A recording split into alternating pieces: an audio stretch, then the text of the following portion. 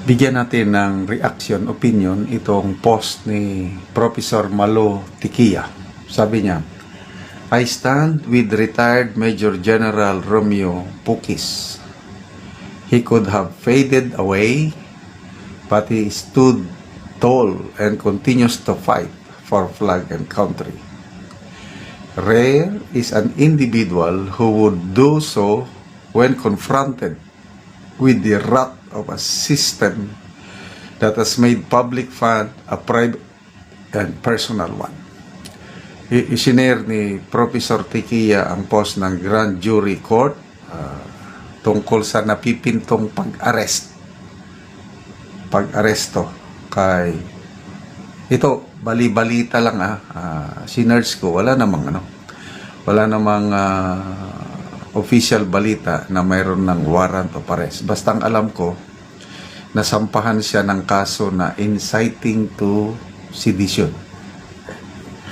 Ito, sabi ng Grand Jury Court, if a decorated general who served honorably, supported the administration, and spoke out only out of love for the country can be persecuted, then no Filipino who values truth and nationhood is beyond reach. So, the pending arrest of retired Major General Romeo Pukis, a test of nationalism, honor, and the Filipino conscience. The reported impending arrest of retired Major General Romeo Pukis is more than a legal matter involving a private citizen. It is a defining moment for the Filipino nation, a test of whether we still honor patriotism, integrity, and the courage to speak truth through power. General Pukis, a member of the Philippine Military Academy class of 1981, a bemedaled officer of the Philippine Air Force, he rose through the ranks not through favor but through discipline, competence, and fidelity to duty. Throughout his career, he remained anchored to the PME ideals of loyalty, integrity, and honor, and to its uncompromising honor code. You shall not lie, you shall not steal, you shall not condone those who do. History shows that not all who pass through the portals of PMA carry its values for life. Some abandon honor for convenience. Others trade integrity for access and reward. General Pukis did not. Even in retirement, he chose the harder path, remaining faithful to principles rather than yielding to comfort or silence.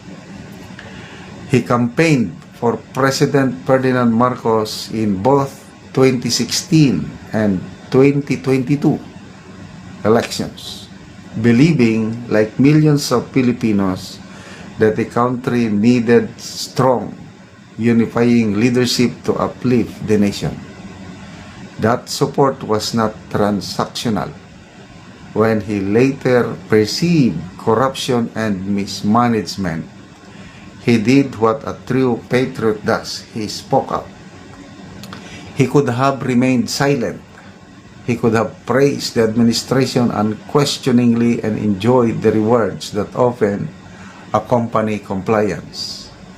He did neither.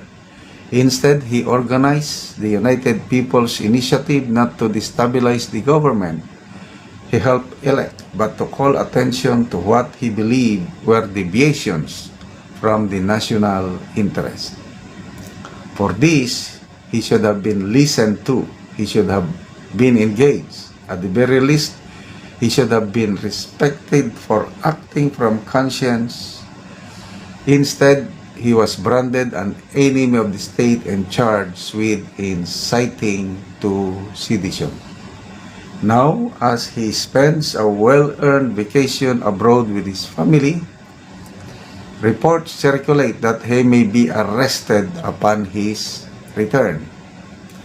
If this comes to pass, it will mark a tragic day for the Republic, one where loyalty to the nation is punished and silence is rewarded.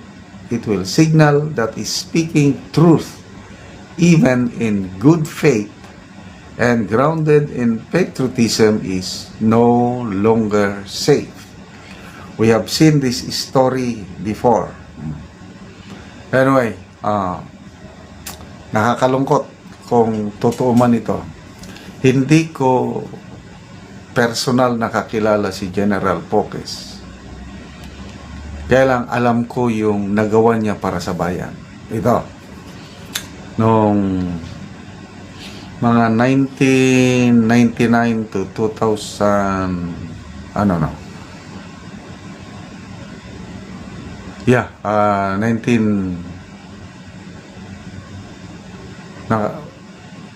na-assign ako sa 2nd Infantry Division sa Southern Luzon area, kung saan as an Air Force pilot nakagawa siya ng pambihirang accomplishment. Ang Air Force nagbuo ng parang isang batalyon to help the Army in counter-insurgency operation. At ang commander ng Air Force Battalion na yon, si Colonel Poques pa noon. Air Force, hindi sila infantrymen. Kaya lang, nakakabilib ang galing ni General Poques dahil yung batalyon niya, bagong organized na Air Force soldiers to conduct infantry operations against the rebels, communist. Ang dami nilang accomplishment. Tinalo pa nila ang mga infantry units at naging best battalion sila sa area ng Southern Luzon Command. At inoference siya ng Chief of Staff noon, si General De Llosa. Siya yung 2nd Infantry Division Commander bago nag-Chief Staff. Inoferan niya ng early promotion dahil sa maganda niyang accomplishment. But he rejected it. Ayaw ko, sir, sabi niya. Ayaw kong unahan ang mga PME classes senior to him. Ganyan siya kagaling, ganyan siya ka-professional. Kaya saludo ako, Sir Poques. Nasa likod mo ang taon bayan. Salamat sa iyong pagmamahal sa bayan. Ituloy nyo lang ang iyong laban. Kasama mo kami. So ipagdasal po natin ang kaligtasan ni General Poques. Kailangan natin siya sa panahon ito. Salamat sa inyong pagsubaybay sa ating channel. Nakakatulong kayo ng maigi sa tribong Talandig ng Bukidnon dahil ang sweldo natin sa channel na ito is pantulong sa tribo. Namimigay tayo ng libreng yero at pako para makapagpatayo sila ng mas maayos na